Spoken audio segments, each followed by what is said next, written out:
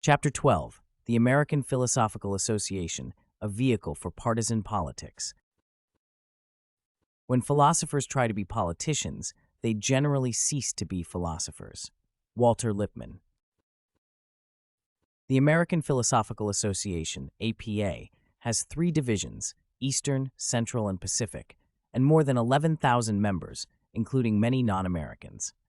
It is probably the most important philosophical organization in the world. It also has a long and rich history of being drawn into leftist political activism. A brief overview follows. Philosophers advise: withdraw from Vietnam with the maximum physical speed.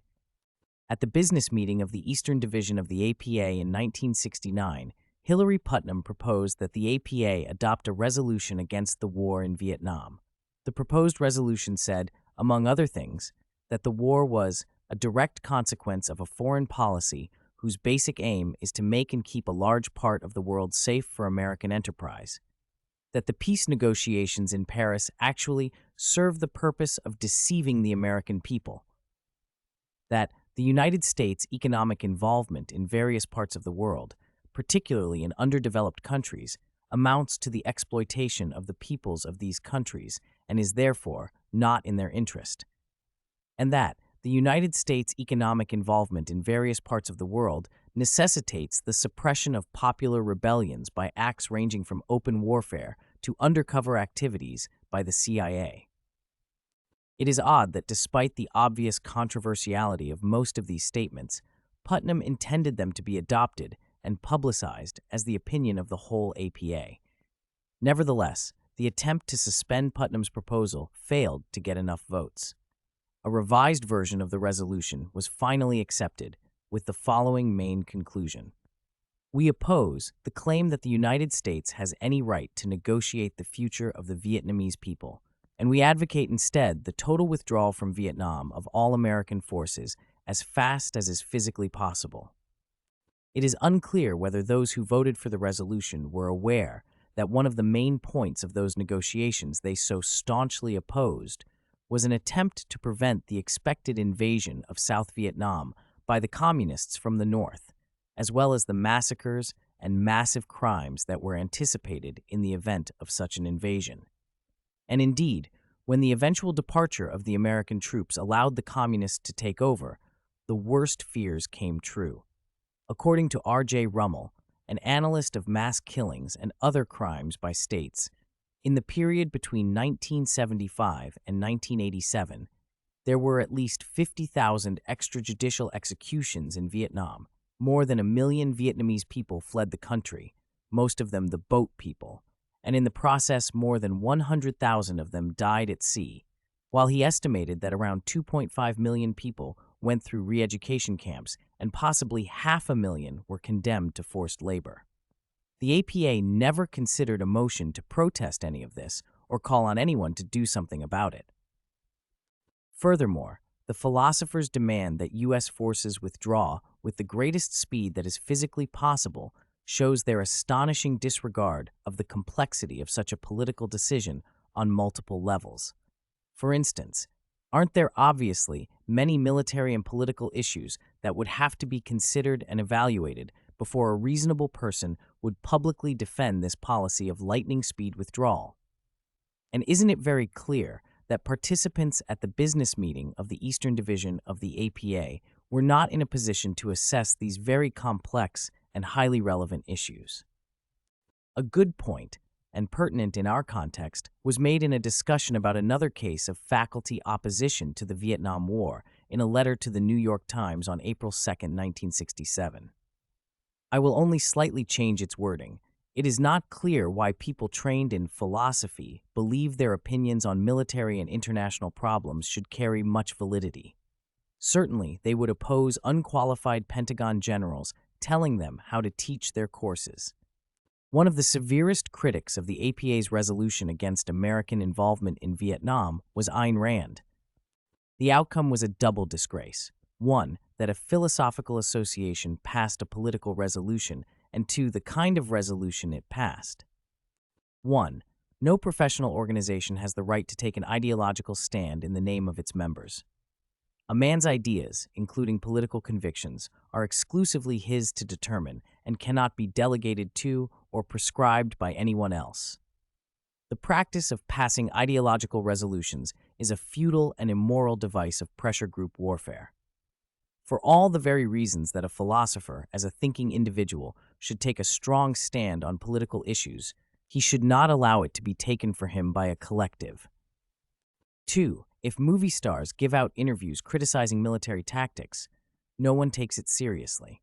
If drugged adolescents scream demands that the war in Vietnam be ended at once, regardless of means, methods, context, or consequences, one wonders about the quality of their educators. But when an association of philosophers does both, it is a disgrace. Ouch! A huge number of philosophers regard Rand as a crude thinker who does not deserve to be called philosopher at all. Besides, since philosophers strongly lean to the political left, they tend to find her political views repugnant. And yet, it is hard to deny that in this particular case, Rand did hit the nail on the head.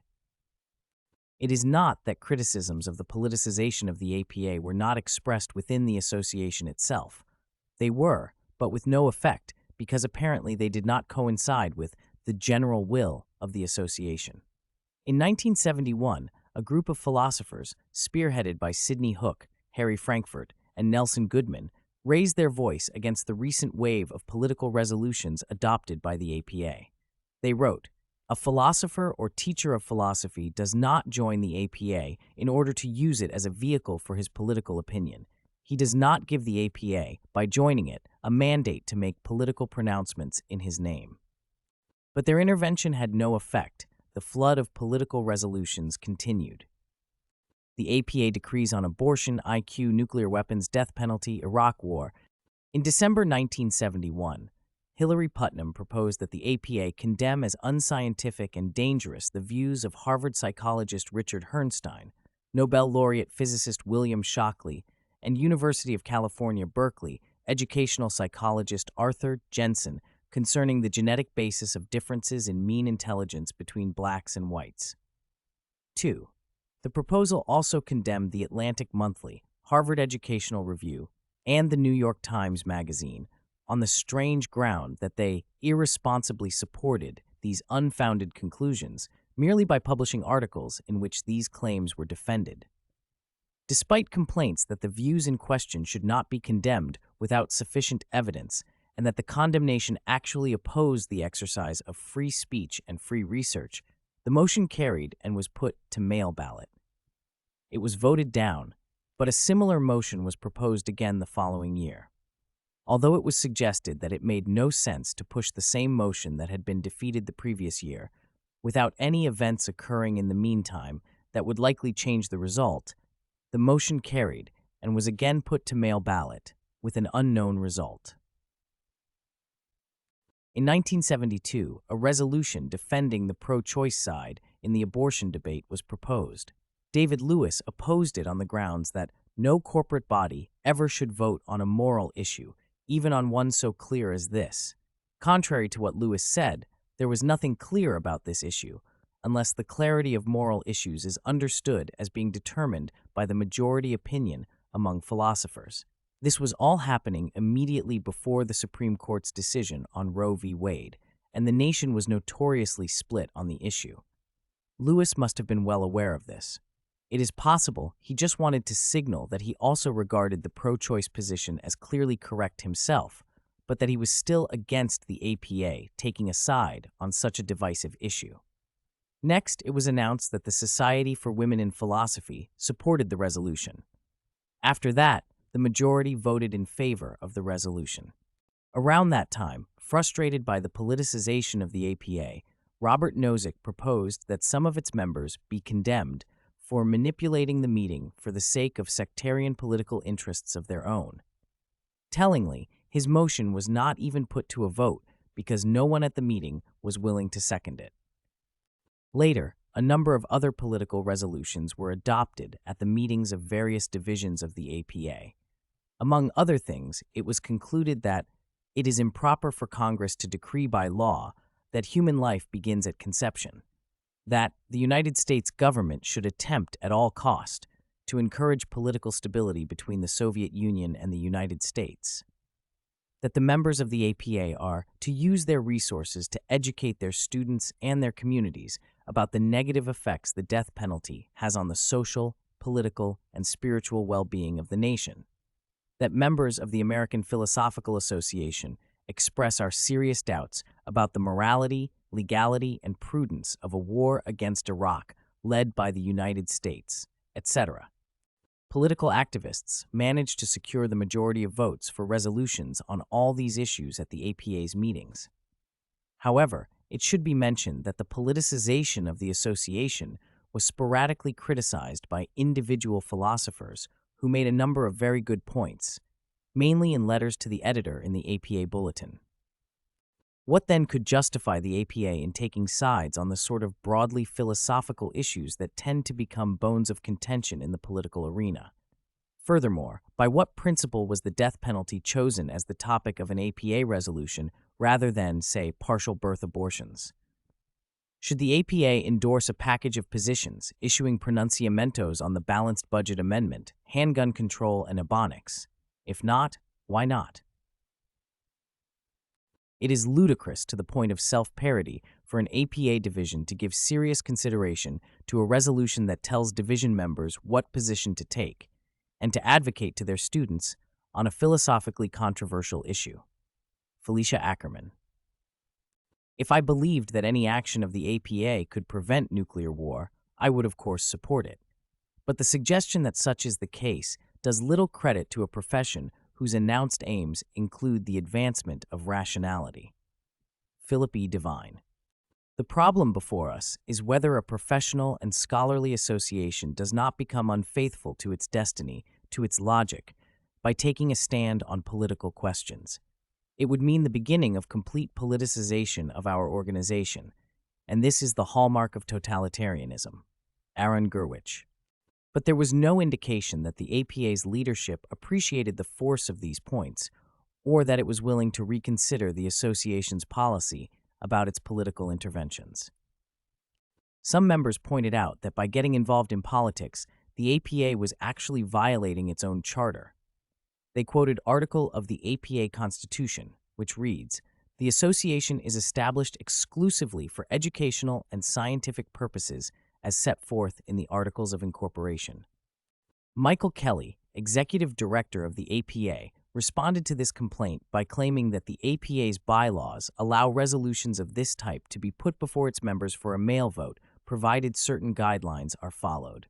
In support of his claim, Kelly extensively quoted from the APA's bylaws. Yes, Kelly is right that bylaws specify the rules for adopting resolutions, and he is also right that these rules were followed in the case of the resolution against the Iraq War. But obviously this was not the issue raised by the critics.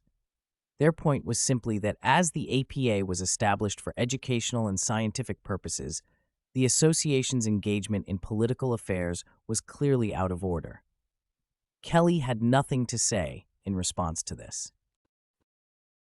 How Yugoslav Marxists pulled a fast one on the APA and other philosophers. At the meeting of the Eastern Division of the APA in December 1972, several concerned members proposed that the association send a letter to Yugoslav President Tito in support of 8 Marxist philosophers from Belgrade who were associated with the Yugoslav philosophical journal Praxis and who were at that time under political attacks. Here is the most important part of the letter. Dear Mr. President Marshal Tito, we have been following with great interest the building and democratic development of an equitable and free society in Yugoslavia during the last 2 decades. We are therefore alarmed and depressed by repeated reports recently appearing both in the Yugoslav press and other journals.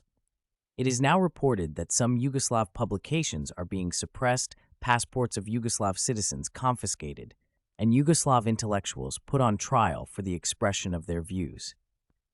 We are especially concerned by the reports of decisions taken in local political organizations in your country to remove from their teaching positions 8 professors, some of whom are internationally known. Robert Nozick moved that the first sentence of the letter be deleted because it implied a positive evaluation of the degree of democracy in Yugoslavia, but his motion was defeated by a very large majority. The APA could hardly have chosen a worse moment to compliment Tito for promoting a free society. It was only several months earlier that hundreds of students in Croatia, then a part of Yugoslavia, were arrested for their completely nonviolent political activities. Among those condemned to long prison sentences were many writers, journalists, academics, and students.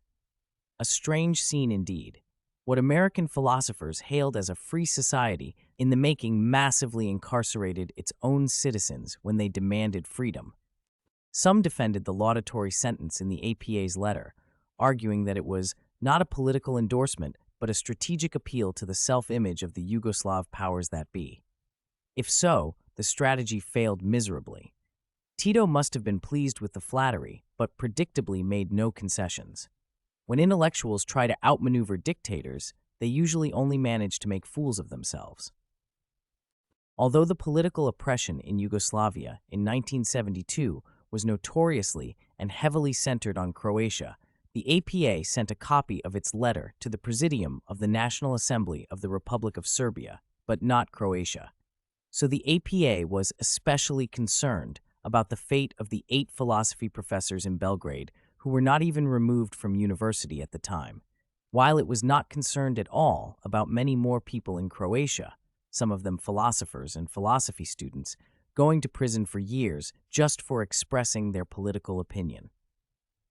APA members obviously relied on the Praxis philosophers for information about the situation in Yugoslavia, uncritically accepting the highly biased political narratives of their Yugoslav Marxist colleagues. The Praxis philosophers always presented themselves as staunch critics of any nationalism. Their professed cosmopolitanism appealed to their brethren in the West, but in reality it was only a facade behind which lurked a thinly hidden Serbian nationalism. What gave the game away was when in 1972, Praxis published a protest against a court decision in which a Belgrade philosopher, a member of the advisory board of Praxis, was convicted of Serbian nationalism and received a 2-year prison sentence, soon to be commuted to 9 months. In contrast, the Praxis philosophers were all eerily silent when around the same time a philosopher and 2 philosophy students received longer prison terms for Croatian nationalism. So from the Praxis perspective, one nationalism, Serbian, was to be protected as a matter of free expression, while the other nationalism, Croatian, was deservedly punished as a dangerous criminal act.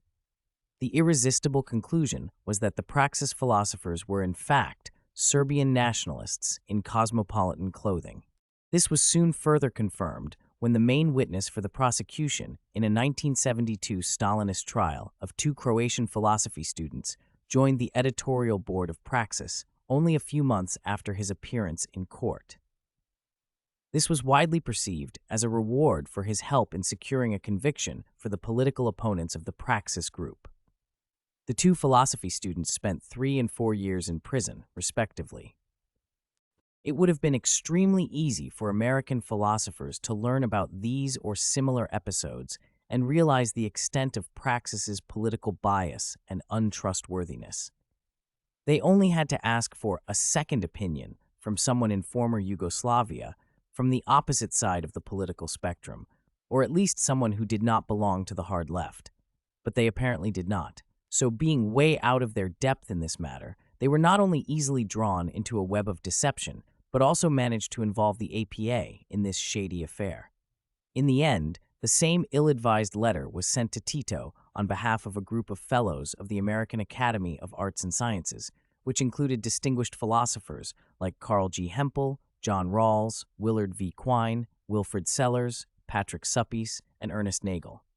In another open letter to President Tito, signed by a number of British academic luminaries, including some eminent philosophers like Bernard Williams, Alfred Ayer, and Peter Strawson, the issue was again made only of the case of the Belgrade Praxis philosophers and their teaching positions being in jeopardy, as if this had been the worst violation of academic freedom in communist Yugoslavia in the mid-1970s. Besides ignoring the plight of those professors in Croatia, who were at that time not only fired, but were serving sentences of up to 7 years imprisonment.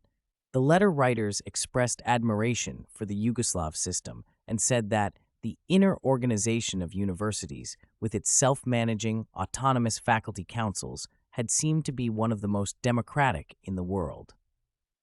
Is it possible that people like Williams, Ayer, and Strawson really believed in the self-management fairy tale?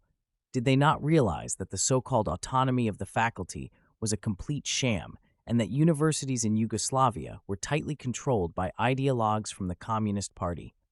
Furthermore, it is bewildering that Bernard Williams, once described by the Times as the most brilliant and most important British moral philosopher of his time, publicly praised the organization of universities in a one-party communist country as being among the most democratic in the world, while only several years later he left Britain for Berkeley in protest at the impact of the Thatcher government's policies on British universities, Chappell 2013. His message with respect to universities appeared to be, communist tyrant before the Praxis incident, good, elected conservative government, intolerably bad. A similar open letter to Tito in defense of the Belgrade Eight was sent by another group of Western academics, mostly philosophers, and published in the New York Review of Books in 1975. What these academics, including Ayer, Chomsky, Felsendahl, Habermas, Hintika, Ricoeur, and von Wright, Wittgenstein's successor at Cambridge, found particularly shocking was the newly introduced law for the Republic of Serbia authorizing the parliament to suspend university teachers from their positions. Again, how come they were so shocked about that new law in Serbia, but none of them were shocked by the simultaneous persecution of Croatian academics that was much more severe and on a much larger scale? Again, a part of the explanation is that many of these Westerners were simply too naive and easily hoodwinked by their main sources of information, whose extreme bias and mendacity they never recognized. In 1978, 3 Princeton philosophers, Richard Rorty, Richard Jeffrey, and Robert C. Tucker, wrote a letter to the president of Princeton urging him to support the Inter-University Center, IUC, in Dubrovnik, Croatia. Our principal motive in making this proposal is the need to support Yugoslavian scholars who are under pressure from their government and for whom the IUC is a haven. In particular, the so-called Belgrade Eight, a group of philosophers and sociologists who have been discharged from their teaching positions because of their defense of academic freedom and human rights generally, are still able to use the IUC as a sanctuary. So in the eyes of the Princeton philosophers, the main value of the IUC consisted in its serving as a haven or sanctuary for the Belgrade Eight. But when 13 years later, 2 most prominent representatives of the Belgrade Eight, Mihailo Marković and Svetozar Stojanović, got top positions in the Serbian government around the time it ordered the shelling of Dubrovnik, during which the IUC building was destroyed, Rorty, Jeffrey, and Tucker had nothing to say publicly about that event, nor about the complicity of some of their Belgrade protégés in the politics that led to that attack on their previous sanctuary. 2 more letters in support of the Praxis Group were published in the New York Review of Books in 1980 and 1984. A number of philosophers were among the signatories, including Sidney Morgenbesser, Thomas Kuhn, and Donald Davidson. Some, like Adolf Grünbaum and Richard Rorty, signed both letters. It turned out that out of 14 people whose cases were mentioned as examples of repression in Yugoslavia, all were Serbs. Although the American philosophers must have known that Yugoslavia was a multi-ethnic country, they did not find anything odd in this total lack of ethnic diversity. Surely they could not have believed that only Serbs were victims of political repression. One of these victims was Vojislav Šešelj, who only a few years later, not unpredictably, took part in persecution of non-Serbs during the war in Yugoslavia, for which he was later charged by the International Criminal Tribunal with crimes against humanity, murder, forced deportation, illegal imprisonment, torture, and property destruction. It is also notable that Chomsky, Davidson, Grünbaum, and Rorty were appalled by the unusually harsh penalty of 8 years in prison that Šešelj received in 1984, but they remained unfazed by an even more unusual case when, a few years earlier, a Croatian university professor, was sentenced to 11 years of imprisonment because of an interview he gave to a foreign journalist. Although all these philosophers probably believed that they were defending a noble cause of human rights in a troubled country, in reality, they were sucked into a world they did not understand and manipulated into defending only one side in an ethnic conflict. Ironically, it was the side that was soon going to bear by far the greatest responsibility for the bloody war and atrocities against civilians in Croatia and Bosnia. Even later, on the brink of war in former Yugoslavia, when the Serbian nationalism of the leading members of the Praxis group was expressed much more freely on the international scene, some Western philosophers were still unable or unwilling to believe what their eyes were telling them. For instance, in 1990, at the time it was publicized that Markovic, the doyen of the Praxis group, became the vice president of Slobodan Milosevic's militantly nationalist and warmongering party in Serbia, the journal Praxis International, the international successor of Praxis, published Markovic's paper about the Serbian-Albanian conflict in Kosovo, in which he defended a preposterously biased view and blamed only the Albanian side.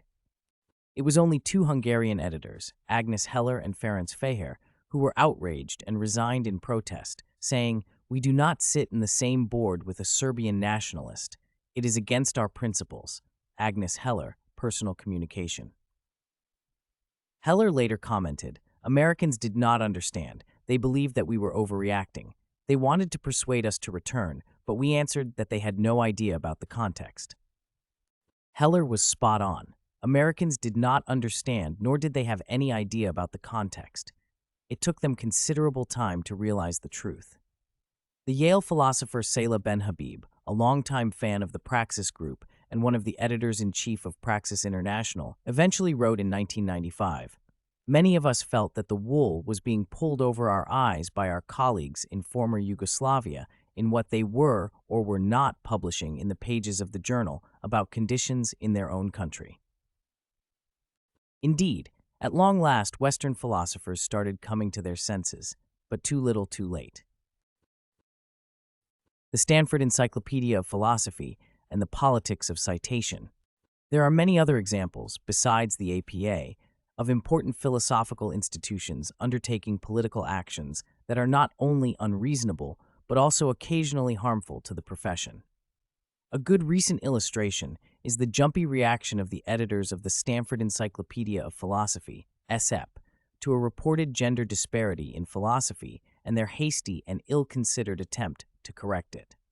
To see how the mere numerical fact of gender disparity, unaccompanied by any understanding of its origins or awareness of potential consequences of meddling with the existing situation, can move prominent philosophers to rush to a conclusion and galvanize them into urgent action, consider the following sequence of events. On June 19, 2013, the sociologist Kieran Healy publishes data on his blog showing that of all recent citations in 4 prestigious philosophy journals, female authors get only 3.6% of the total. Although Healy warns that this is exploratory work and that there are unanswered questions about the underlying causes of any patterns that show up in the data, as well as various comparisons that sound straightforward, but are actually quite complicated to answer properly, or imply a lot more data collection and analysis than I can do here. When Edward Zalta and Yuri Nodelman, the editors of the CEP, learn about Healy's data, they decide the issue needs immediate attention. On July 12th, just 3 weeks after Healy's posting, they send an email with the subject CEP request concerning citations to all SCP authors, subject editors, and referees, which includes a link to Healy's text, informing the SCP collaborators that the editors take the issue of undercitation of women philosophers seriously. Although they don't explain why the issue is so pressing or what their objective is, besides pushing some numbers up, they announce that they want to encourage our authors, subject editors, and referees to help ensure that SCP entries do not overlook the work of women or indeed of members of underrepresented groups more generally. Furthermore, the collaborators are also urged to write to the editor anytime they notice a source missing from an SCP entry, whether or not it is their own entry. There are at least 5 problems here. First, Zalta and Nodelman seem to assume, without providing any evidence, that the undercitation of women is at least partly the result of philosophers' bias, i.e., their tendency to overlook women's publications more often than men's. Second, the way the editors try to address the problem of the low citation of women looks very much like an attempt to cure a disease without knowing its cause. Third, their action will have a perverse effect as well. Namely, de facto pushing or nudging so many scholars to cite more female philosophers and to report on those who fall behind in this task may distort genuine citation patterns in the discipline and undermine the integrity of a bibliometric analysis of philosophical publications. Fourth, there might be another perverse effect. If the SEP initiative to boost the citation of women's publications becomes more widely adopted in philosophy, then philosophers who do not believe that the undercitation is due to sexist bias might react to the new situation by correcting for what they perceive as the citation inflation for one group. As a consequence, they might start to take the number of citations of a woman's work as being, on average, a less reliable sign of scholarly quality than the number of citations of a man's work. And fifth, it should be expected that other demographic groups would soon follow suit and demand that their unfairly low citation rate be similarly jacked up. Given the CP's importance to the discipline, in many ways it serves as a standard bearer for philosophy as a research field. It is odd how unconcerned the editors were about making such crude and blatantly political considerations a part of their official editorial policy. Even odder is that of hundreds, thousands of philosophers who have been acquainted with the new citation guidelines for more than 2 years. No one has decided to start a public discussion about that issue. For another indication about how far the SEP editors have been willing to give in to the political pressure of the feminist lobby, look at table, which shows the number of articles in the encyclopedia that have the word feminism or feminist in the title, compared to the number of articles about some other historically much more important philosophical positions. Article titles in the Stanford Encyclopedia of Philosophy. Feminism, feminist, number of times used 36. Empiricism, empiricist, number of times used 1. Materialism, materialist, number of times used 1. Idealism, idealist, number of times used 0. Rationalism, rationalist, number of times used 1. Naturalism, naturalist, number of times used 5. The number of the SEP article titles that contain feminism or feminist is more than 4 times higher than the number of all articles combined whose titles mention the foundational philosophical isms of empiricism, materialism, idealism, rationalism, and naturalism.